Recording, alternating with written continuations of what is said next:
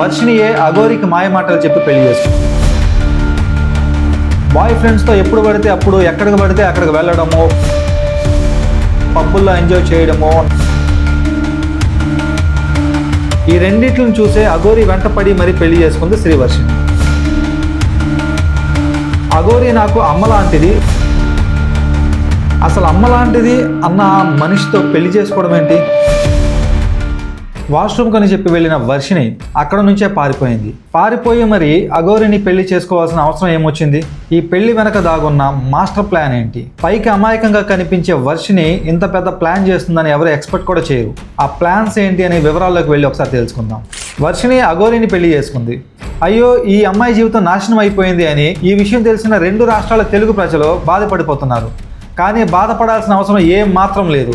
ఎందుకంటే అఘోరి వర్షినికి మాయమాటలు చెప్పి పెళ్లి చేసుకోలేదు. వర్షినియే అఘోరికి మాయమాటలు చెప్పి పెళ్లి చేసుకుంది.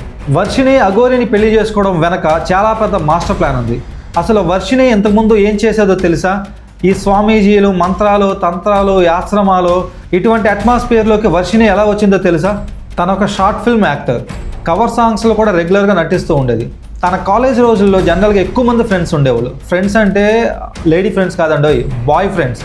అంటే బాయ్ ఫ్రెండ్స్తో ఎప్పుడు పడితే అప్పుడు ఎక్కడికి పడితే అక్కడికి వెళ్ళడము, పబ్బుల్లో ఎంజాయ్ చేయడము, నైట్ పార్టీలకు వెళ్ళడము, బీర్లు తాగడము, ఫుల్గా చిల్ అవ్వడము. ఒక రకంగా చెప్పాలంటే ఎవరు ఎటువంటి రిస్ట్రిక్షన్స్ చేయని ఫ్రీ బర్డ్ లాగా తన లైఫ్ని ఎంజాయ్ చేస్తూ ఉండేది.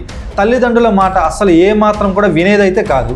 చాలామంది అబ్బాయిలను లవ్ పేరుతో, ఫ్రెండ్షిప్ పేరుతో ఫైనాన్షియల్గా వాడుకోవడం మొదలుపెట్టింది. ఈ పద్ధతిలో ఈ విషయాలన్నీ తెలిసి భరించలేని తల్లిదండ్రులు ఏం చేశారంటే తణుకులో ఉన్న ఒక ఆశ్రమంలో తీసుకెళ్లి జాయిన్ చేశారు. కొంతకాలం అక్కడ ఉన్న తర్వాత మరలా తల్లిదండ్రుల దగ్గరికి వచ్చింది. అయినా కూడా ఆ అమ్మాయి పద్ధతిలో ఎటువంటి మార్పు లేదు. మరలా పాత వర్షిని లాగానే తన పనులు తను చేసుకుంటూ పోతూ ఉంది, లైఫ్ని ఎంజాయ్ చేస్తూ ఉంది. అదే టైంలో అనుకోకుండా అఘోరి వాళ్ళ ఇంటికి రావడం అయితే జరిగింది.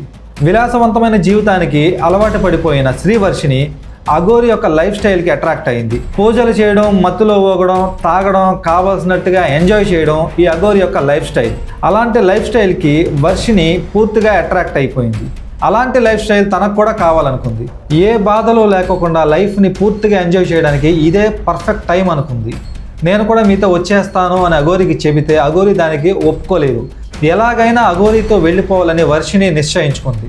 అఘోరి తన ఇంట్లో ఉన్న వారం రోజుల్లో ఆల్మోస్ట్ అఘోరిని ట్రాప్ చేసేసింది. ఉన్నాము, పెళ్ళి అయిపోయింది, మాకు వెళ్ళిపోయింది. ఒక వారం మాకు మళ్ళీ వచ్చింది.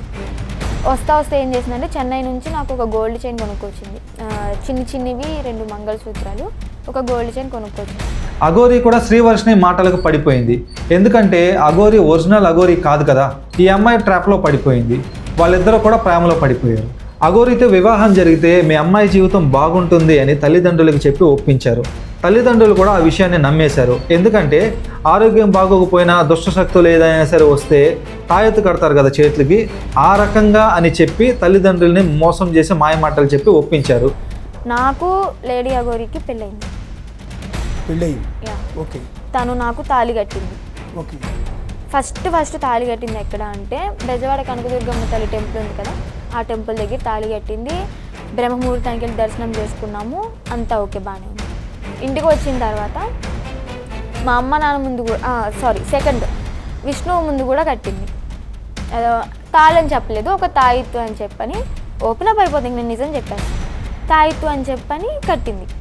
ఈ తాళి కట్టడం వెనక చాలా పెద్ద మాస్టర్ ప్లాన్ ఉందని ఆ అమ్మాయికి తల్లిదండ్రులకైతే తెలియదు.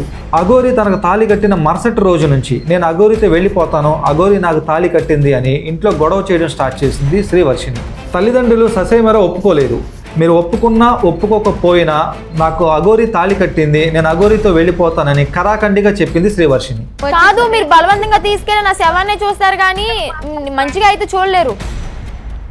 నేను ఫిక్స్ అయిపోయాను, నాకు పెళ్ళి అయింది మమ్మీ. అప్పుడే అఘోరికి శ్రీవర్షిని వాళ్ళ అమ్మా నాన్నలకి పెద్ద గొడవ అయితే జరిగింది. ఇక అమ్మా నాన్నలకు ఒక మాట కూడా చెప్పుకోకుండా శ్రీవర్షిని అఘోరితో వెళ్ళిపోయింది.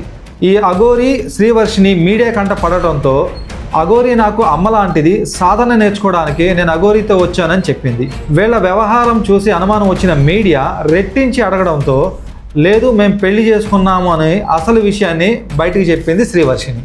సో నువ్వు అఘోరి పెళ్లి చేసుకున్నారు? అవును, చేసుకున్నాను. ఎప్పుడు చేసుకున్నారు? జాన్ 13 టెంపుల్ దగ్గర, అమ్మవారి టెంపుల్ దగ్గర చేసుకున్నాం, విజయవాడ. అఘోరి చుట్టూ వివాదాలు ముదురుతున్న సమయంలో ముచ్చటగా మూడోసారి అఘోరిని శ్రీవర్షిని పెళ్లి చేసుకుంది. అసలు శ్రీవర్షిని అఘోరి వెంట పడి మరి పెళ్లి చేసుకోవడానికి అసలు కారణం అఘోరికి పెరుగుతున్న ఆదరణ, డబ్బు. ఈ రెండిట్లను చూసే అఘోరి వెంట పడి మరి పెళ్లి చేసుకుంది శ్రీవర్షిని. ఎలాగూ తెలుగు రాష్ట్రాల్లో పరుగు పోయింది, ఎవరో పూజలకు పిలవరు. నార్త్ ఇండియాలో అఘోరికి మంచి ఫాలోయింగ్ అయితే ఉంది, ఎంత డబ్బులు కావాలంటే అంత డబ్బులు ఇస్తారు. సో అక్కడికి వెళ్ళి పూజలు చేసుకుని సెటిల్ అయిపోదాము అనేది అఘోరి యొక్క ఆలోచన. కానీ శ్రీవర్షిని ఆలోచన అయితే అలా లేదు.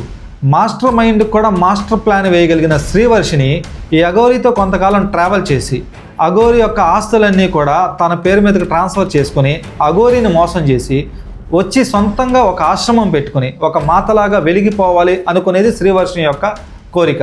చూద్దాం ఈ మాస్టర్ ప్లాన్ ఎంతవరకు వర్కౌట్ అవుతుందో, ఈ మాస్టర్ మైండ్ ఎంతవరకు సక్సెస్ అవుతుందో. మరికొన్ని అప్డేట్స్తో మళ్ళీ కలుద్దాం. This is Kishore signing off. By by.